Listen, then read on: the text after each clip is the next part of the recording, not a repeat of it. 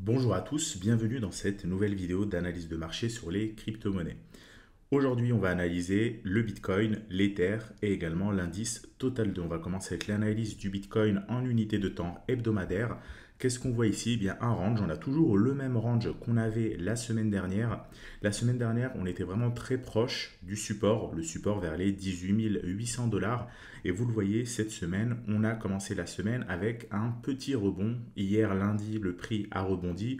Aujourd'hui, ça semble légèrement continuer à la hausse. Donc, on est toujours sur l'unité de temps weekly au sein de ce range. On a des bandes de Bollinger qui sont en train de se rapprocher. Vous le savez, c'est ce qu'on attend déjà depuis un petit moment maintenant.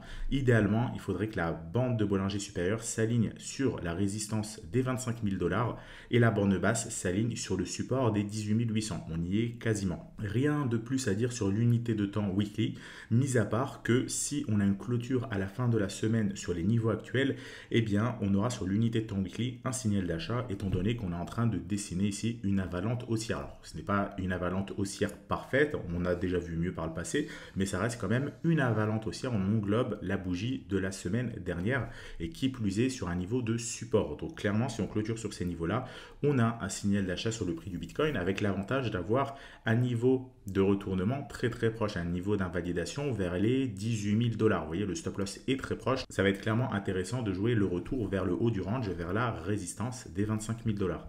Sur l'unité de temps daily, on a une situation vraiment similaire. On voit ici à nouveau le range. La semaine dernière, je vous avais dit d'attendre une figure en chandelier japonais pour prendre d'éventuels signaux d'achat.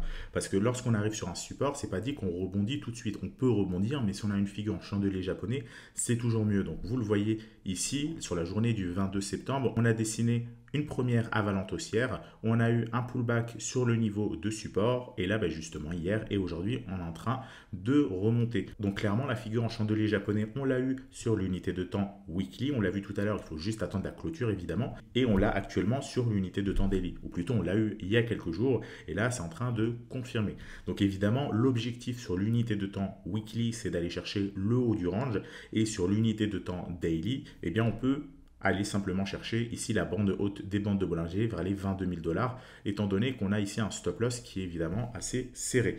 Attention, on peut très bien avoir un retournement, et c'est là l'importance justement d'avoir un niveau d'invalidation juste en dessous de ce support-là, parce que si le prix casse le support par le bas, eh bien on peut descendre, aller chercher beaucoup plus bas. Il ne faut pas exclure un Bitcoin à 15 000 dollars par exemple, c'est tout à fait possible. Même si aujourd'hui on est en train de progresser vers le haut, on peut très bien stagner, recasser le support et là évidemment il faut sortir, on a invalidé le scénario de hausse. Quoi qu'il en soit, la semaine dernière c'était plutôt un marché de range, cette semaine on peut jouer le rebond tant qu'on ne repasse pas évidemment sous ce support là. Sur l'Ether on a un scénario évidemment assez similaire, si on bascule sur l'unité de temps weekly, pas grand chose. On a la bande de Bollinger supérieure ici qui coïncide avec la résistance et la bande de Bollinger inférieure qui coïncide avec le support. Souvenez-vous, je vous en parlais la semaine dernière, je vous en parlais d'ailleurs un petit peu plus tôt dans cette vidéo. C'est idéal d'avoir ça, ça permet de savoir qu'on arrive vers la fin de la consolidation. On peut continuer à consolider davantage, mais on sait au moins que les bornes de support et de résistance sont définies, sont clairement définies. Donc là, pour l'Ether, il n'y a aucun doute, c'est les 1000 dollars pour le support et les 2000 dollars pour la résistance, avec une zone pivot au milieu qu'on n'a pas encore franchie. Donc vous voyez, l'Ether a un petit peu plus de mal cette fois à reprendre le chemin vers la hausse, contrairement au Bitcoin qui est un petit peu plus énergétique. Là, l'Ether n'est pas repassé au-dessus de son niveau pivot. Alors évidemment, le Bitcoin n'est pas non plus repassé au-dessus de sa zone pivot, mais au moins, on a un signal d'achat qui est beaucoup plus clair que sur l'Ether. Vous voyez que sur l'Ether, ok, on a une petite bougie cette semaine qui est haussière, on n'a pas encore clôturé la semaine, mais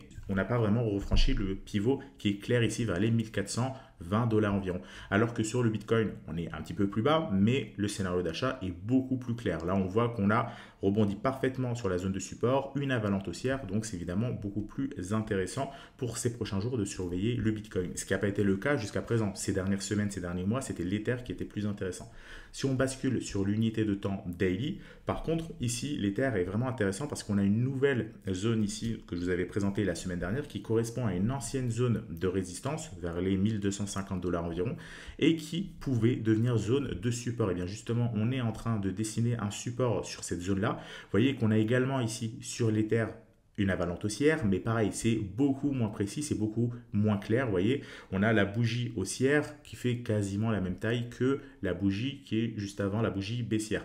Donc on a clairement là aussi un signal d'achat sur l'Ether, étant donné qu'on a rebondi sur une forte zone de résistance devenue support, qu'on a une avalante haussière, mais l'Ether arrive sur des obstacles un petit peu plus importants que le Bitcoin, notamment cette zone pivot vers les 1450 $. Vous voyez, c'est une zone qui était plusieurs fois testé en tant que support et qui pourrait là faire obstacle au prix et servir de niveau de résistance. Donc vous voyez qu'en termes de potentiel court terme, je parle uniquement du potentiel court terme et pas long terme, le Bitcoin est un petit peu plus intéressant tant que l'Ether ne franchit pas cette zone de résistance. Évidemment, une fois qu'il a franchi, on peut aller rechercher les 2000 $.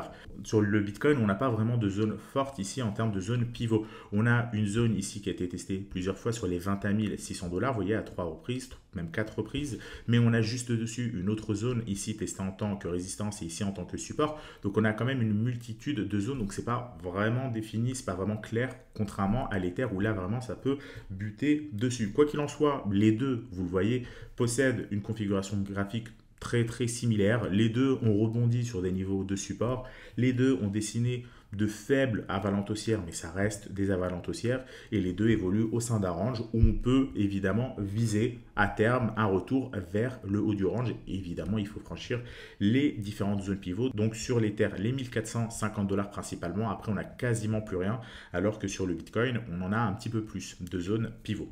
Donc voilà pour l'analyse du Bitcoin pour l'Ether. Ça s'équivaut un petit peu. L'un a certains avantages, l'autre a d'autres avantages. Dans tous les cas, évidemment, les deux là clairement sont corrélés à court terme. Il n'y a pas plus de choses à dire que ça. On peut terminer cette vidéo en allant regarder vite fait le total 2 sur l'unité de temps weekly. Le total 2, pareil, pas grand chose à dire. On est toujours au sein de ce range-là. On est plutôt d'ailleurs sur le haut du range. On n'est pas loin de franchir cette zone de résistance. Mais voilà, depuis quelques semaines, ça consolide sur quasiment tout le mois de septembre. Finalement, on ne fait que consolider. Donc, souvenez-vous, tant que on ne passe pas au-dessus de cette zone de résistance et qu'on clôture au-dessus, on restera dans un marché de range. Que ce soit le Bitcoin ou l'Ether, ça reste intéressant, pourquoi pas, sur des trades spéculatifs à très court terme, jouer un retour vers la zone pivot ou vers le haut du range. Mais si on veut viser un retour un petit peu plus long terme sur une tendance haussière, là, il faut attendre déjà la clôture weekly et il faut des signaux beaucoup plus forts que ce qu'on a jusqu'à présent. Donc, de manière générale, s'exposer aux crypto-monnaies reste toujours risqué parce qu'on évolue au sein d'un range, c'est prometteur, on a un rebond sur le support, mais pour autant, on peut très bien avoir un faible rebond, recasser le support. Et donc là, évidemment, il ne faut pas exclure un Bitcoin, par exemple, comme je vous l'ai dit, à 15 000 $, voire même plus bas. Ce n'est pas d'actualité aujourd'hui, mais ça peut très vite le devenir. Vous le savez, la volatilité des crypto-monnaies, ça arrive toujours lorsque on ne s'y attend le moins. Donc pour le moment, ça range. On peut très bien espérer un rebond et finalement, on aura un retour de la volatilité dans le mauvais sens et ça ne fera pas vraiment plaisir. Quoi qu'il en soit, ce qu'il faut retenir de cette vidéo, on évolue au sein d'un marché qui range et tant qu'on n'a pas des signaux clairs, il vaut mieux éviter de prendre trop de risques.